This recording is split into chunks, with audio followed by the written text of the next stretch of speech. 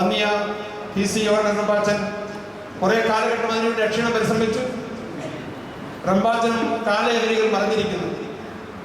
എന്നാൽ അനുദിനം മദ്യത്തിന്റെയും മദ്യാസക്തിയുടെയും അനുഭവം കൂടിക്കൂടി വരികയാണ്.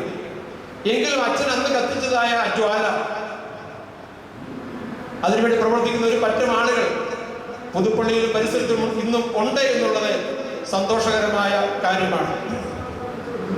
ആകയാൽ ഈ വന്യപിതാക്കന്മാരെ അനുസ്മരിക്കുന്നതിനും മദ്യപാന വിമുക്തി പ്രാഗൽഭ്യം തക്കവണ്ണം അനേകരെ പ്രേരിപ്പിക്കുന്നതായ ചില ഘടകങ്ങൾ ഇന്നോട് പ്രവർത്തിക്കുന്നുണ്ട്.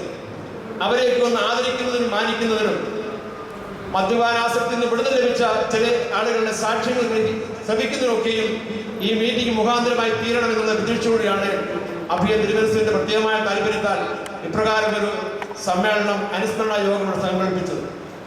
അഭിയ തിരുവനന്തപുരത്തെ ഭദ്രാസനം ഏറ്റെടുത്തതിനു ശേഷം ഈ പുതുപ്പള്ളിയിൽ തന്നെ പ്രവർത്തിക്കുന്നതായ സമ്മേളനത്തിൽ പല ദിവസങ്ങളും അത് സംബന്ധിച്ചു അവരുടെ അനുഭവ സാക്ഷികൾ കേൾക്കുകയും അതുമായിട്ട് ബന്ധപ്പെട്ട എല്ലാ പള്ളികളും വായിക്കത്തക്കവണ്ണം ഒരു പ്രത്യേകമായ കൽപ്പന കഴിഞ്ഞ ദിവസം പുറപ്പെടുവിച്ചത് നിങ്ങൾക്ക് ശ്രമിച്ചു കാണുമല്ലോ.